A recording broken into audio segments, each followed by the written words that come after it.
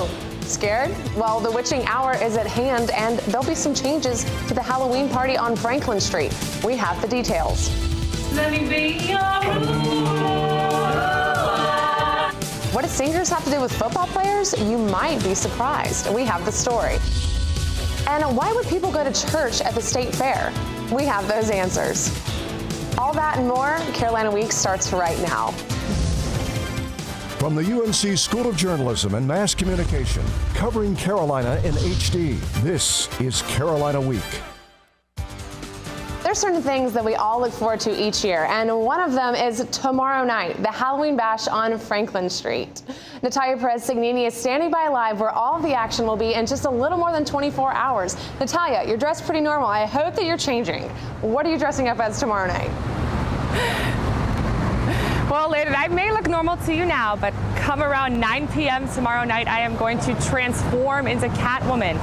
And you said it right when you said that the action is going to be right here on Franklin Street where I'm standing, because come tomorrow night, hundreds of partiers are going to be gathering here to take part in the festivities. But before you take that stroll down Franklin Street in your Halloween finest, there are a few town rules and regulations that you might need to know. Stephanie Lopez tells us the latest.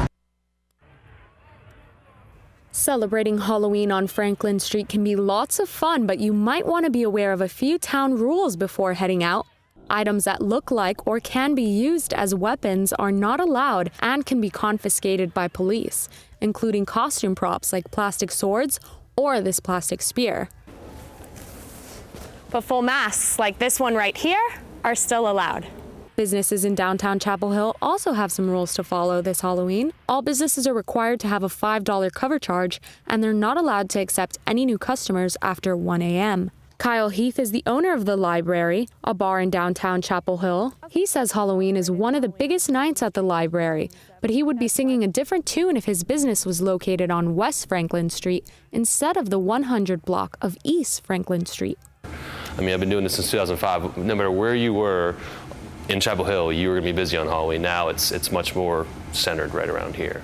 Heath says he's okay with the rules put in place by the town, especially after the town proposed to limit the sale of alcohol to any time before 8 p.m. All the bar owners gather together and say, that's not happening, we'll work with you. And that's where the $5 cover, and that's where nobody coming in after 1, that was our compromise. Those rules are part of the town's homegrown Halloween initiative, which reduced the crowd size on Franklin Street from 80,000 in 2007 to 22,000 last year. And it reduced the number of EMS calls for alcohol-related issues from 31 to 4. The town of Chapel Hill hopes to see both those numbers continue to go down this Halloween. In Chapel Hill, I'm Stephanie Lopez. Something else you might need to know, no pets allowed on Franklin Street. At least the real kind. Now, if you want to dress up your dog in a costume, you are free to. But if you want to bring dear old Spot to Franklin, police are going to turn you away.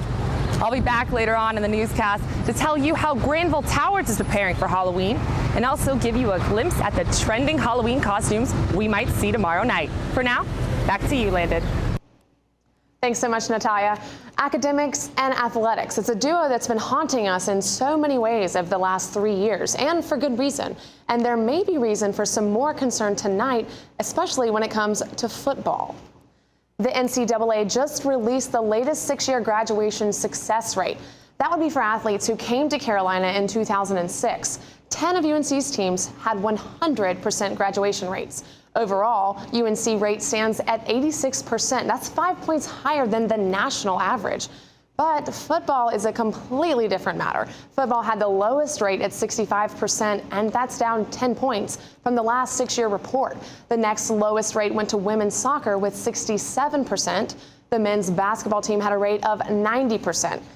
Carolina overall is 12 points lower than Duke. We all know that some athletes are admitted to the university without strong academic records. In some cases, they get into school under what is called a special admit program.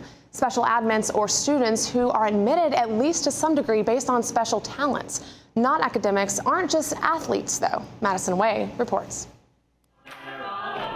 It's the week before the UNC walk-ons take the stage, and senior Michelle Franzalia has hours of rehearsals every night. spending all that time singing is accepted in Frenzalia's area of study, music. I just really like singing and being able to be surrounded in an atmosphere where that is both appreciated and facilitated, and you get to learn more, just really is awesome. So what does this music major have in common with the football team? Athletes, drama students, and music students may be considered special talents during the admissions process. Special talents are students selected by his or her department for skills beyond academics, like singing or playing a sport. So how are they admitted? First, the department notifies admissions. Then, our committee looks at the applicants and makes sure that if they came to Carolina that they would do well here, because that's important. And in most cases, the students would. Memory says those talents are important to the Carolina community. Students with special talents contribute to the overall diversity of the climate here at Carolina. But does talent equal academic success, especially for student athletes? A subcommittee looks at about 14 special student athlete cases a year, and they look at things beyond grades and test scores, like interviews with teachers and a visit to the school. But for athletes, actors, and singers, talent is something beyond measure. In Chapel Hill, I'm Madison Way. We're past midterms, thank goodness. Finals are coming though, and graduation is just around the corner. Seniors, if you're like me, that means you're thinking about that first job. Well, first the good news. The government reports they'll be hiring more people, and the better news for 2013 grads, so far, salaries are averaging more than $50,000. Reporter Sydney Harris has some tips for getting you started. Andrew Tugman is a first semester senior at UNC applying for jobs. He believes being a campus recreation supervisor and the ticketing chair for the Carolina Athletic Association has provided him with the necessary experience to get a job after graduation. They've made me more passionate, more hardworking. Tugman has already found success while job hunting. I've used career services a lot. I've applied for several of the on-campus recruiting positions, and I've already had a couple of interviews as well. It's okay not to know where you'll be 1 year from now, though, says Jeffrey Sakharov, Associate Director of the UCS. You can't let that fear of the unknown or I don't know what I'm going to do, so I'm going to do nothing take hold. But what can you do if you've fallen behind or have become discouraged? Sakharov urges seniors to still get involved on campus. Maybe find one or two things that interest you, that connect professionally to what you want to do. Will help you grow. But the growing pressure from the outside can be distracting for seniors. Sometimes paying too much attention to what the economists say or what the news say can not really help at all. What's most important is, am I doing everything I can? Seniors can schedule mock interviews, have their resumes reviewed, or get pointers on how to dress for interviews at Career Services. Carolina also allows students to search the database for open positions and locate Tar Heel alumni who may be able to help them find a job. So Sakharov reminds seniors, you have access to us for 6 months after graduation, and whenever you get here is when you get here, and we'll work with you from where you are. Reporting in Chapel Hill, I'm Sydney Harris. I don't know about you, but I like Blackboard much better than Sakai. I guess both course management systems have their own strengths, and Sakai is much cheaper.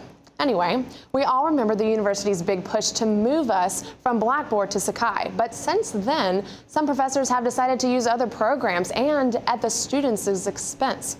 Reporter Kiara Palmer has that story. Jessica Vertanen is a sophomore studying global studies and economics. With her majors, Vertanen has many classes that require her to use an online instructional tool called WebAssign. But Vertanen feels WebAssign and similar software are unnecessary and too costly, especially when students can use Sakai, which is already included in student fees. You're already paying all this money for all of your other textbooks, so why should we pay extra money to use all this software? But math, science, and some foreign language professors say other systems offer more features and functionality versus Sakai.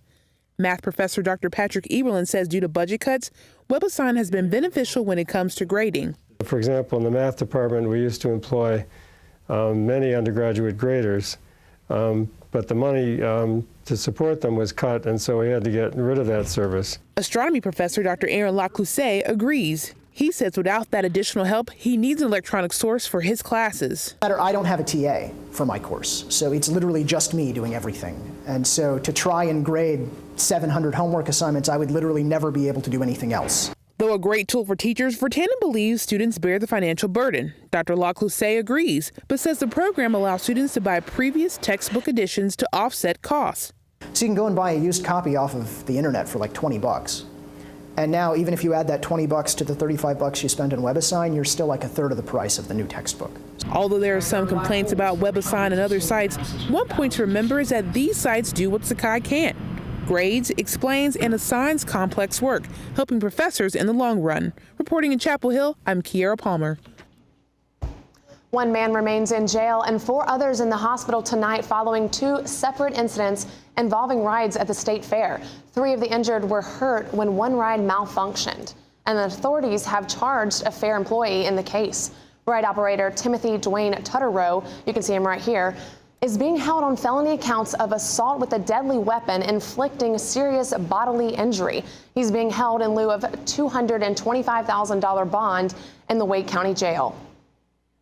The second accident happened this week while workers were breaking down all of the rides. Ernesto Newell was injured when the seating section of the ride fell on him. Newell is listed in critical condition at Wake Med. And last week, we took you live to the State Fair to show you all the sights and sounds, but away from the rides and the games and, of course, all the fried food. And it's a more peaceful side of the fair you might not know about. Religion and spirituality reporter Ashley Dolan finds out that you can find a little faith at the fair. This is probably what you think of when you think of the State Fair. When you're done with the Ferris wheel, you can find faith here at the State Fair. Faith and service at the hands of volunteers from the organization Campers on Mission. Marsha Powell is responsible for helping to cook 9 to 11 pots of soup a day. We feed their stomachs, and then all of our other people out there feed their souls. They know that no matter what they need, it can be found at what they call Grandma's house. Just sweet spirits that come down because they know that we love them and that we care for them. Co-chair of the Campers on Mission, Betty Wilson, says that here, away from the hustle and bustle of the Midway, fair workers and goers can find the quiet they need. There's just a peace and a calm back here that they don't get out there. Back here, the campers tell about Jesus by meeting the needs of the people who they come across at the fair. We meet their physical needs by providing food and clothes and warm blankets. Feeding the soul through games, bracelets, clothes, and performances. All aiming to teach about Jesus. We try to meet their spiritual needs by encouragement, by telling them about Scripture and the Lord. A warm meal, a sweet treat, a haircut, or a quick trip to the dentist may seem routine to you, but are luxuries here. And fair workers are willing to share their appreciation. I get marriage proposals every year. Making the work put into the services well worth it to volunteers like Betty McCullough. The sun shines and warms our body, but the Son of God warms my heart. Allowing people to experience miracles and blessings at the State Fair. In Raleigh, I'm Ashley Dolan. Have you seen these signs around campus? We did, and we wanted to find out what they're all about. The story coming up.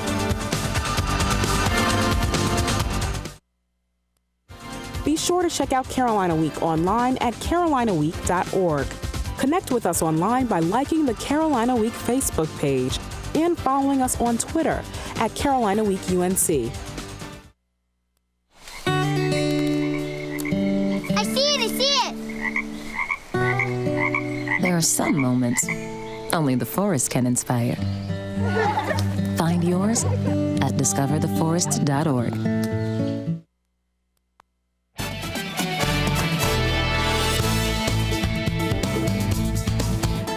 Okay, when we think of Halloween around here, we think of Franklin Street, right? Well, the festivities aren't just limited to just downtown Chapel Hill. There are parties and the like going on all over town. For example, one dorm is going to great lengths to make fun, but to make sure its residents stay out of trouble. Isn't that right, Natalia? It is no secret that the town of Chapel Hill takes Halloween on Franklin Street very seriously when it comes to safety. One campus resident, Granville Towers, says that they're doing the best they can to make sure Halloween hooligans don't compromise students' safety. Francis Ralston has the story. In 2007, 80,000 people wandered down Franklin Street on Halloween. But over the past few years, only a fourth of those people have shown up.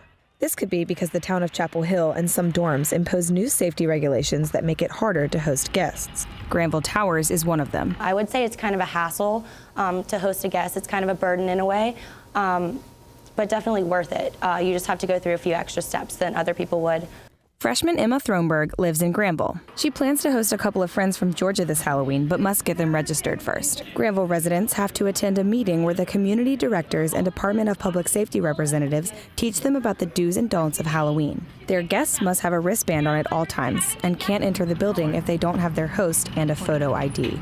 Community Director Whitney Moore thinks this process helps promote safety by keeping traffic down and their residents informed. We really pass that message along to our students and let them know, go out and enjoy Franklin Street and see all that there is to offer, but do it in a way that's safe and follow the rules. And for those residents not wanting to venture out to Franklin Street, they can stay here in Granville and enjoy activities such as reverse trick-or-treating and door decorating. Chapel Hill Police will help monitor activity at Granville on Thursday. Sergeant Brian Walker says he doesn't expect too many incidents since the safety initiatives have been so successful. We're really proud of the partnership that we have with UNC and the initiatives educational initiatives that they put forth to try to help keep y'all safe. And that's exactly what Granville Towers hopes all Halloween goers will be this Thursday. In Chapel Hill, I'm Frances Ralston reporting. So yes, there are a lot of extra steps involved in celebrating Halloween at Granville Towers, but it is all in the name of safety. And Landon, I'm going to be back later in the newscast to give you a glimpse of the ghosts, ghouls, and goblins that we might see tomorrow night. For now, back to you. Thanks, Natalia. We heard a lot about Honor Court last year. There were calls for major changes in the system, for more faculty involvement, among other things. Well, those changes are on the way. Reporter Janelle Davis breaks them down for us. This is an expedited hearing of the undergraduate Honor Court. In this room, Honor Court Chair Nathan Tilley proceeds over about 20 cases a month. But he's getting out of this room more often. He's handing out donuts and information in the pit and holding student forums at the Campus Y. He's doing all this to preserve the integrity of this university. I care about my degree. I care about the people around me. I care about contributing to this place, this community, and the nation. And ultimately, being able to protect our community and also give some standards and shape to what that looks like in specifics is a big part of what we do. Past faculty surveys have raised the question, is this working? Many faculty said essentially that the Honor Court was a joke and was not taking academic cases seriously. Andrew Perrin is a sociology professor who is currently a member of the Honor Court Review Committee. Even as someone who's been involved in it for a long time, I don't really understand it. 4 changes seek to make this process simpler. First, the Honor Court is adding faculty to the investigation phase of academic hearings. Second, to prove a case in Honor Court, evidence must be clear and convincing, not beyond a reasonable doubt, which is the highest level of certainty. Third, the Honor Court is expanding its menu of possible sanctions. Now the court can issue less severe sanctions for less severe offenses. Finally, the system is adding an informal student-faculty conflict resolution process. All these changes will be implemented in the fall of 2014. Perrin hopes to see if this addresses the underlying problem. The final question is, are students cheating less than they used to cheat, right? Are we doing a good job of promoting academic honesty as a norm? As the system changes, that question and many others may be answered. Reporting from Chapel Hill, I'm Janelle Davis. An investigation by Reese News Lab found that 50% of UNC professors don't report cheating to the Honor Court. If you were walking to class on Monday, chances are you heard someone preaching. Well, that's nothing new. But this time, while the message may have been similar, the messengers were different. No, it wasn't the pit preacher, but you couldn't miss the people that took over Gary Birdsong's turf. The group wasn't associated with any church. It was a family armed with handouts, giant neon signs like you see here with the message that read, "Don't equate Jesus with a system." They say they've traveled to at least 35 universities this semester. What are you wearing for Halloween? It's tomorrow night, and I hope that you'll be warm enough. Katie McGee has our weather coming up next.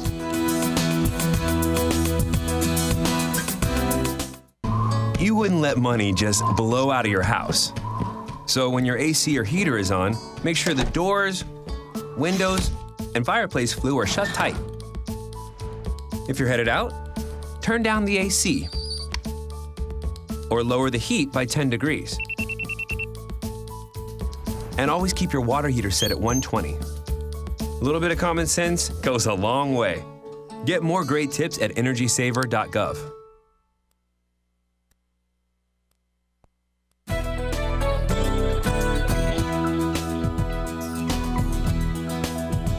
Good Good evening. Welcome back to Carolina Week. I'm meteorologist Katie McGee, and what a beautiful warm day we've had today and the past couple of days too. We can see at current satellite image mostly clear skies over central North Carolina right now. Not the case to our west though. We see this huge cloud mass to our west. That's an association with a cold front, and we can see all of this green on the map is all of that rain coming with it. For our weather right now, all this warm temperatures, we have to thank a high pressure system. Now, high pressure systems rotate clockwise, so it's bringing up that warm Gulf air, which is why we've seen temperatures even up into the mid 70s, about 10 degrees above normal for this time of year.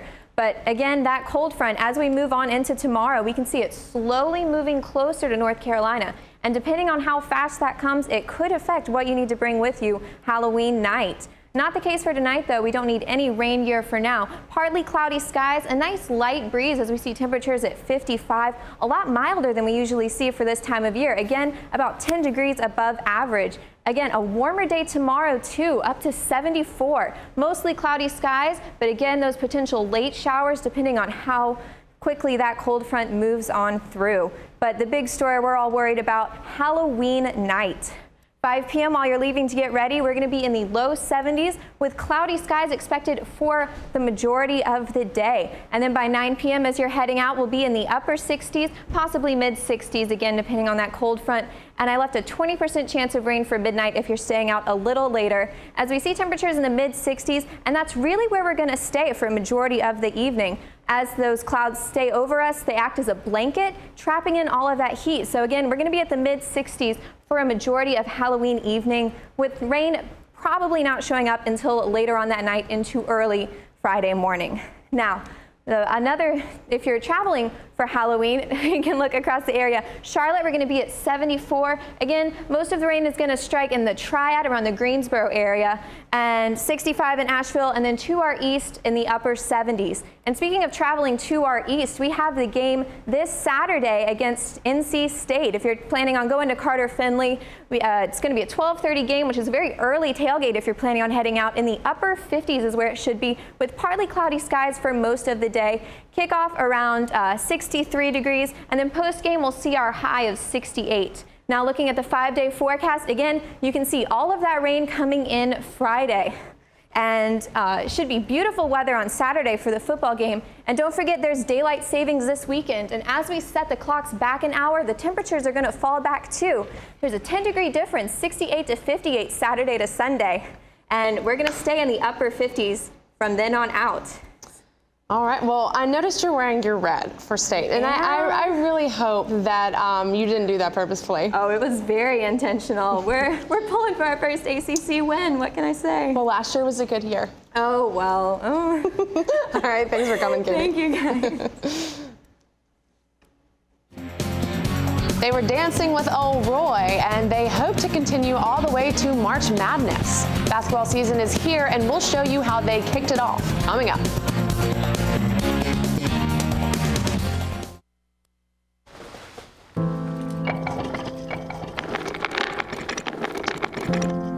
Maybe he's really focused. Hey, Michael. Michael. Maybe he likes spinning the wheels. Maybe he just loves trucks. Maybe he's just being a boy.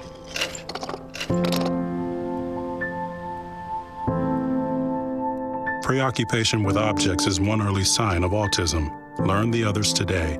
The sooner it's diagnosed, the better.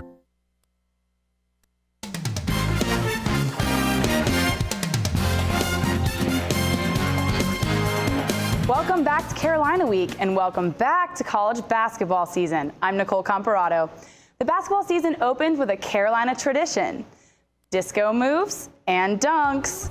Friday's Late Night with Roy celebrated the return of men's basketball. The players showcased their dance moves, and the coaching staff even joined in on the fun. Junior PJ Harrison was quick to score in the scrimmage, sinking this three in the first 10 seconds. Harrison led the blue team with 20 points, and the practice game ended in a tie with this shot from sophomore point guard Marcus Page. As the basketball team kicks off the season, football continues. And this week, we're celebrating a Carolina victory. The Tar Heels broke their 4-game losing streak against Boston College, and the team got its first conference win. Senior quarterback Bryn Renner threw for 2 touchdowns, including this one to freshman wide receiver Bug Howard. Take another look at that catch, though. But one touchdown just wasn't enough for Howard. He scores again here late in the 3rd quarter, this time receiving from sophomore quarterback Marquise Williams. The Heels defeated Boston College 34-10.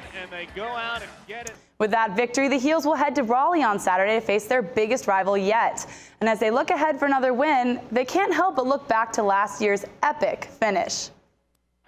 Do you remember where you were when Giovanni Bernard made this 74-yard game-winning punt return last year? Well, UNC football players remember it like it was yesterday. The whole atmosphere was crazy, and actually during the play, I was in the play, and I had made a few blocks, and then when I seen Gio break, I was just running as fast as I could to try to catch up to him. I was hanging on the sideline, just watching, honestly, kind of expecting to go into overtime. I'm getting ready to do the 25-yard drives, things like that. Coming off their 43-35 win last year, the seniors are now teaching the new guys what exactly the UNC-NC State football rivalry is. Yeah, I probably won't know the hatred until I actually step into the environment, so we'll see what happens then. And players say that hatred changes the whole mood of practice. Then come game time, I just buy into the hype. I go out there, I talk a little junk, It doesn't mean anything to me, but, it is a game that I want to win. But you may never know what exactly is said when all is left on the field. I don't know, it get pretty ugly. I can't say. I wouldn't want my mama to hear what I got to say right now. Coach Larry Fedora saw how the rivalry affected his team last year and is looking forward to another tough one Saturday in Raleigh. That's what makes college football so great, is the rivalries that you have and the fans, the hatred from one or another, and just the, I don't know, that's what's fun about college football. It really is. Heels take on the Wolfpack at 12:30 Saturday at Carter Finley Stadium. Landon, were you there last year at the game? I remember exactly where I was. I was walking up, leaving, and then everyone starts screaming, and all of a sudden I turn around and there's this epic touchdown. So I hope we can see that again this Saturday. I hope so too. Thanks so much, Nicole. Thank you. Here's what some of the partiers looked like last year. What'll the hot costumes be tomorrow night? We'll go back live to Franklin Street for the answers. So what you want to do is, have you already enrolled? You're 25. What did that just do? Select the drop-down menu again. 50%. You're already enrolled. Example here. So don't panic. You're ready to make your payment. Submit. There it is. Oh my God! I really can't believe it. That's awesome. Good for you.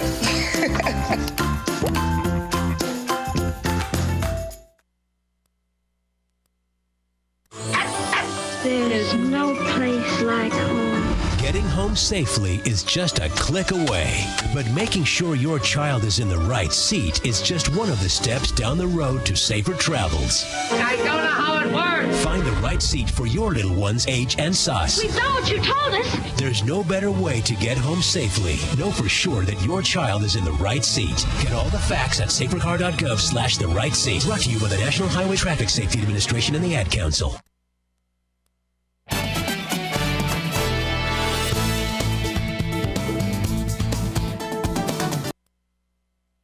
That is for Halloween.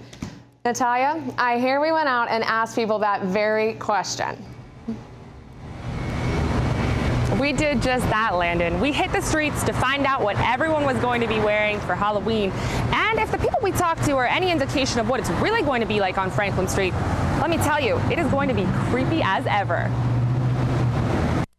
I'm going to be Minnie Mouse for Halloween. I'm going to be a Day of the Dead skeleton. I got like a bloody zipper makeup set. It's going to cover down like straight down my face like this. I want to be a nerd for Halloween. I want to be Stevie Wonder Woman. I want to be Edgar Allan Poe. A superhero because they save people. I'm gonna wear a onesie. I'm gonna be a boxer for Halloween. I'm gonna be a normal Hannah Montana. I'm gonna be a disco ball. I wanna be a Ty Beanie Baby. I'm going to be Amanda Bynes during her Twitter mental breakdown. I'm gonna be a prisoner inmate, and I'm gonna be handcuffed to my friends who are gonna be cops. I'm gonna be Maleficent for Halloween. We're being 2/5 of the Spice Girls. I'm Scary Spice. I'm being Sporty Spice. I want to be a pirate. I'm being the Pink Power Ranger. My suite's going to be the Purple Cobras from Dodgeball the movie. There you have it. Hope to see you out here tomorrow night. Back to you in the studio. Thanks, Natalia, and thanks for going down there. And I hope everyone has a wonderful Halloween. That does it for this edition of Carolina Week. Thanks for watching.